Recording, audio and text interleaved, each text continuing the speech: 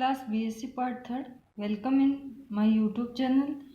Biostatics में आप unit third में पेपर जो थर्ड है आपका, उसमें यूनिट फिफ्थ में आप देखिए बायोस्टैटिक्स में नेक्स्ट आपका टॉपिक आएगा स्टैंडर्ड डेविएशन शॉर्टकट मेथड से कैसे ज्ञात करते हैं। इससे पहले मैंने आपको स्टैंडर्ड डेविएशन का मेन फार्मूला बताया था और स्टैंडर्ड एरर के बारे में भी बताया है।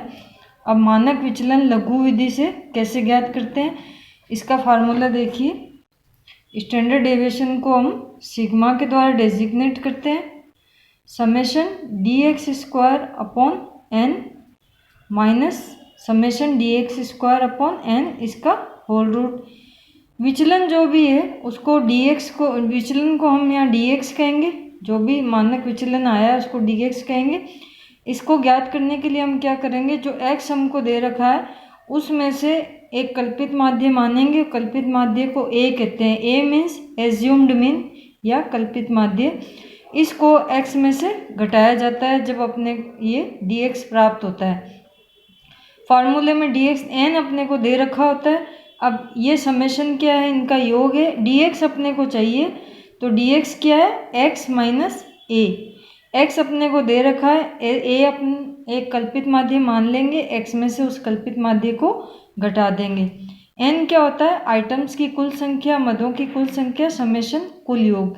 बिल्कुल सिंपल फार्मूला है। इसमें आप नीचे देखिए एक क्वेश्चन दे रखा है, निम्नलिखित मदों से लघु विधि डायरेक्ट मेथड के द्वारा मानक विचलन या स्टैंडर्ड डेविएशन की गणना कीजिए। ये कुछ आइटम्स यहाँ दे रखे हैं। अब हम डायरेक्ट मेथड से स्टैंडर्ड डेविएशन कैसे ज्ञात करेंगे। ये अपने को आइटम्स दे रखे हैं 11, 12, 13, 14, 15, 16, 17, 18, 19, 20 एंड 21। इसको हम एक सारणी बनाएंगे, इसमें क्रम संख्या लिख देंगे। कुल अपने पास 11 डाटा हैं। ये आइटम्स इसमें लिख देंगे हम 11 से 21 तक। ये अपने को क्वेश्चन में दे रखा है, ये अपना क्या हो जाएगा, x। आपको मैंने बताया था फार्मूले में अपने को dx चाहिए, तो इसमें से क्या करेंगे, x में से a घटाएंगे। ये जो आइटम्स दे रखे हैं, आइटम्स के मान, इसमें से हम क्या करेंगे, कोई एक कल्पित माध्य मान लेंगे। एज्यूम्ड मीन हमने यहाँ पे वैसे मध्य का मान मानते हैं मोस्टली, तो इसके लिए हमने 15 एज्यूम्ड मीन या कल्पित माध्य मान लिया। अब x में से इस 15 को घटाएंगे। 11 में से 15 घटाएंगे तो -4, 12 में से 15 घटाने पर -3, 13 में से 15 घटाने पर -2। इसी प्रकार हम इस सारे आइटम में से क्या करेंगे, 15 को माइनस कर देंगे। लेकिन जब हम कैलकुलेशन करेंगे तो ये माइनस प्लस के चिन्हों को यहाँ पर हम अवॉइड कर देंगे। नेक्स्ट देखिए, ये फार्मूले में हमने क्या कर रखा है, जो अब dx अपने पास ये प्राप्त हो गया, x माइनस ए। dx स्क्वायर चाहिए अपने को, dx स्क्वायर चाहिए, तो ये देखिए dx इसका यहाँ स्क्वायर कर देंगे।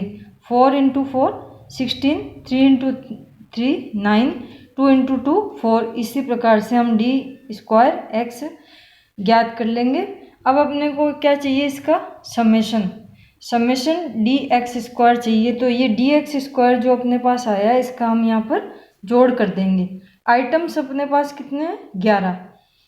Summation d square x equal to अपने पास आया 121। इसका अपने पास dx का योग आया 11। नेक्स्ट देखिए,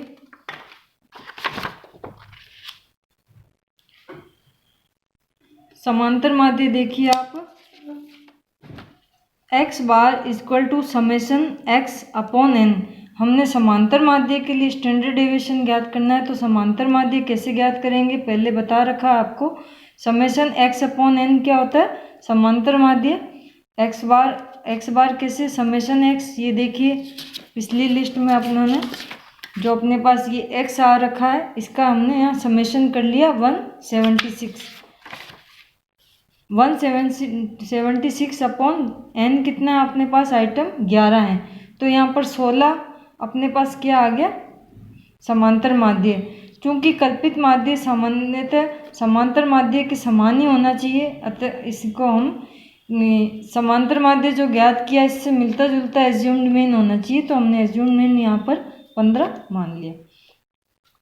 अब ये फार्मूले में हम रखेंगे सिग्मा बराबर summation d square summation d square x upon n minus summation d x square upon n, वो अपने पास आया था 121, एन अपने पास 11 थे। ये इस प्रकार फार्मूले में रखकर हम इसका रूट निकाल लेंगे तो 3.16 अपने पास स्टैंडर्ड डेविएशन आ गया। किसके लिए? शॉर्टकट मेथड से स्टैंडर्ड डेविएशन अपनों ने ज्ञात कर लिया। अतः सिग्मा का मान डायरेक्ट मेथड और शॉर्टकट मेथड दोनों से ही समान प्राप्त होता है। पहले मैंने आपको पिछले उसमें क्या बताया था, डायरेक्ट मेथड से तब भी इतना मान आया था और अब शॉर्टकट मेथड से भी इतना ही मान आएगा। आपको ये फार्मूला याद रखना है, summation d square x upon n minus summation d x square upon n इसका रूट।